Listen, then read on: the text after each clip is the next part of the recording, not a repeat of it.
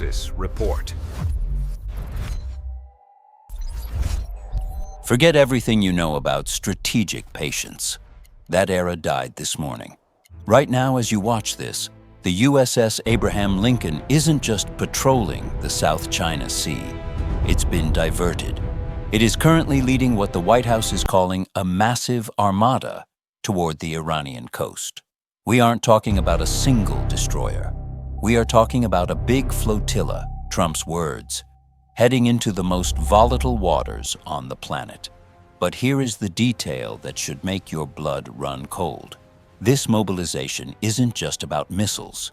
It's about a ledger of human lives. 48 hours ago, President Trump stood on the world stage and claimed he personally saved 840 people from the gallows in Tehran. He told the world that his threats of wiping them off the face of the earth forced the Ayatollahs to blink, halting a mass execution of protesters. The catch? Tehran's top prosecutor just called it a total fabrication, a complete lie. So we have two realities. In one, the US president has successfully weaponized fear to stop a massacre. In the other, the Iranian regime is currently preparing the nooses, while an American fleet races toward them to find out who's lying. This isn't just tensions rising. This is a high-stakes game of chicken, where the collateral isn't just oil. It's the lives of 5,000 protesters already confirmed dead and thousands more waiting in the dark. Welcome to the front line of the transactional age. You might think these are isolated fires.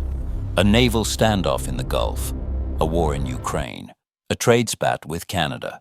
But look closer. If you're still analyzing the world through the lens of alliances and treaties, you're looking at a ghost. What we're seeing right now is a coordinated blitzkrieg of leverage. Why is the Armada moving now? Because while the ships are sailing toward Iran, the diplomats are landing in Abu Dhabi. For the first time in nearly 4 years, high-level delegations from the US, Russia and Ukraine are sitting in the same room.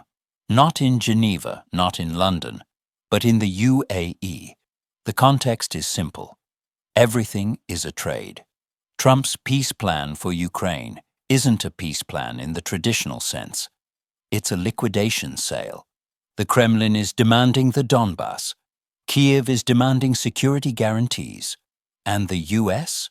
The US is signaling that it's willing to let the borders shift, provided it can pivot its entire military weight to the real, main character of the 2026 script, the total containment of Iran and the securing of the Arctic. This brings us to the most surreal development of the week, the Greenland framework. While the world was distracted by the Armada, Trump quietly struck a deal with NATO's Mark Rutte. The threat? A 25% tariff on all European goods and a military annexation of Greenland. The result? A framework for sovereign US bases on Danish soil. You see the pattern yet? 1. Escalate to the point of absurdity. Threaten to seize Greenland. Threaten to wipe out Iran. 2. Offer a deal that seems moderate only by comparison. Sovereign bases instead of annexation. A board of peace instead of a regional war. 3. Execute while the opponent is still reeling from the shock. But there's a glitch in the machine. Up north, Canadian Prime Minister Mark Carney isn't playing along. After Trump told the world at Davos that Canada lives because of the United States, Carney didn't just disagree. He fired back, invoking the Québécois battle cry, "Nous sommes maîtres chez nous." We are masters in our own house. Carney just signaled that the middle powers are beginning to form a resistance against this transactional bullying. He's betting that Canada, Mexico, and Australia can stand together against a US administration that views borders as negotiable assets. So, here is the question you need to be asking. If the Armada arrives in the Gulf and finds that those 840 executions were never halted, if the bluff is called, does the deal-maker actually pull the trigger? Or is the entire US foreign policy currently built on a foundation of high-velocity smoke and mirrors? To answer that, we have to look at the one thing nobody is talking about, the Golden Dome. Let's stop looking at the sparks and start looking at the engine. To the casual observer, the news cycle right now looks like a series of unrelated tantrums. A threat to Canada here, a carrier group there, a bizarre obsession with a frozen island in the North Atlantic. But if you follow the logic of transactional realism, a very specific architecture emerges. This administration isn't just doing foreign policy. They are running a global leveraged buyout. First, let's talk about the Golden Dome. You might have heard the media laughing about Star Wars 2, 0, but the numbers tell a different story. In the 2026 budget, this wasn't a fringe project. It absorbed 2.2% of the entire federal discretionary budget. Here is the part everyone ignores. The Golden Dome isn't just a shield. It's a geopolitical reset button. For 80 years, global peace relied on the fact that if you hit the U.S., you get hit back. It was a suicide pact. The Golden Dome aims to break that pact by moving interception into the boost phase, hitting missiles while they are still over the enemy's own soil. Why does this matter for Iran? Because if the U.S. believes it is invulnerable to retaliation, the Armada in the Persian Gulf isn't a deterrent. It's an eviction notice. Trump's claim about the 800 executions is the moral pretext. If Tehran denies the claim and proceeds with the hangings, they aren't just breaking a law. They are violating a personal deal with the president. In the transactional age, a broken deal is the only casus belli that matters. Now let's look at the Greenland framework. Most pundits are still treating this like a real estate joke. It's not. Look at the mineral data. Greenland holds roughly 25% of the world's rare earth elements. We're talking about neodymium, praseodymium, dysprosium, the stuff that makes your iPhone vibrate, and more importantly, makes precision-guided missiles smart.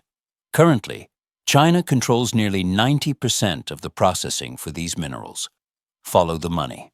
By forcing a sovereignty framework on Denmark, the U.S. isn't just buying land. They are securing a monopoly on the future of warfare. If you control Greenland, you control the new Silk Road of the Arctic, which is opening up as the ice melts. And you break the Chinese stranglehold on high-tech manufacturing. It's not a land grab. It's a hostile takeover of the global supply chain. Finally, let's peel back the curtain on the Abu Dhabi talks. Notice the terminology being used. The Board of Peace. This isn't a UN subcommittee. It's a group of hand-picked envoys, Witkoff, Kushner, and Gruenbaum, treating the Ukraine-Russia border like a distressed asset. Visual. A split screen showing a traditional diplomatic table, Geneva, versus a modern corporate boardroom, Abu Dhabi. The Geneva side is dusty and empty. The Abu Dhabi side is buzzing with digital maps. In Abu Dhabi, they aren't talking about democracy or human rights. They are talking about free economic zones in the Donbass. The proposal is to turn war-torn territory into a demilitarized, corporate-governed industrial hub. It's essentially Shenzhen on the Dnipro. This is why Mark Carney, the Canadian Prime Minister and former central banker, is so terrified. He sees the math. He knows that if the U.S. can successfully rezone Ukraine and license Greenland, then Canada, with its vast untapped resources, is just next on the spreadsheet. When Trump says Canada lives because of the United States, he is signaling that sovereignty is now a subscription service. If you don't pay your defense premiums via trade concessions, your sovereignty can be canceled. The synthesis, the triple squeeze. So connect the invisible threads. The Armada provides the muscle. The Golden Dome provides the immunity. The transactional deals, Greenland/Ukraine, provide the profit. It is a closed loop. The administration is betting that they can force a new peace by making the cost of resistance so high and the deal so lucrative that even the most stubborn regimes will eventually fold. But there's a fatal flaw in this logic. Transactions require both parties to believe the other will actually deliver. If Iran proves that the 840 execution story was a hallucination, the deal-maker looks like a fraud. And if Canada rallies the middle powers to refuse the subscription fee, the entire architecture of the transactional age begins to crumble. This isn't just about who wins a war. It's about who gets to define what a country even is in 2026. And the ripple effects of this shift. They are already reaching far beyond the halls of power, threatening to destabilize the very ground we stand on. If the deep dive showed us the blueprint, the ripple effect shows us the wreckage. When you move the world's largest military and economic levers at this velocity, physics takes over. There is no such thing as a clean transaction in geopolitics. First, look at your gas tank. This morning, Brent crude futures for March didn't just edge up. They jumped 2.3% to over $65 a barrel. The market is currently pricing in the Armada. But here's the irony.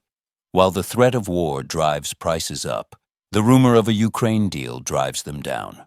We are in a state of energy schizophrenia.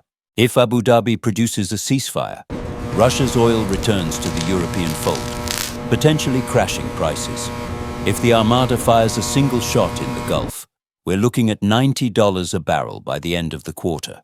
The winner, the U.S. shale industry, which is currently feasting on the volatility. The loser, you, the consumer, caught in the crossfire of a negotiating tactic that doubles as an economic tax. Then, there is the human cost that no spreadsheet can capture. The New York Times and Human Rights Watch are currently verifying videos of body bags piled in morgues south of Tehran. Over 5,000 dead since the January 8th crackdown began. While Trump uses the 840 lives saved as a diplomatic chip, the reality on the ground is a country in mourning. If the Armada is just a bluff to force a nuclear deal, the Iranian people are being used as the ultimate bait. If the deal fails, their deaths become the pretext for a war they never asked for. Lastly, the Carney factor. Some, by standing up in Quebec City and invoking "Nous sommes maîtres chez nous," the Canadian Prime Minister has done something dangerous. He's given a voice to the middle power resistance. Next week, watch for a sovereignty summit. Mexico and Australia are already praising Carney's defiance. We are seeing the birth of a new bloc, countries that are too small to lead, but too big to be bought.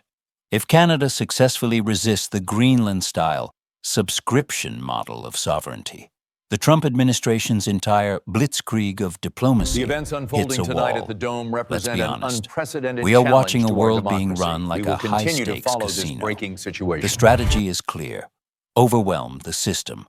Throw so many threats and so many deals at the wall at the same time that the opposition, whether it's the Ayatollahs, the Kremlin, or the Canadian Parliament, loses the ability to coordinate a response. My prediction for the next 48 hours. The Abu Dhabi talks will stall publicly, while a secret military-to-military working group signs a memorandum on the Donbass. Meanwhile, keep your eyes on the Pituffik space base in Greenland. If U.S. personnel there begin restricted access protocols, the framework isn't a suggestion. It's an occupied reality.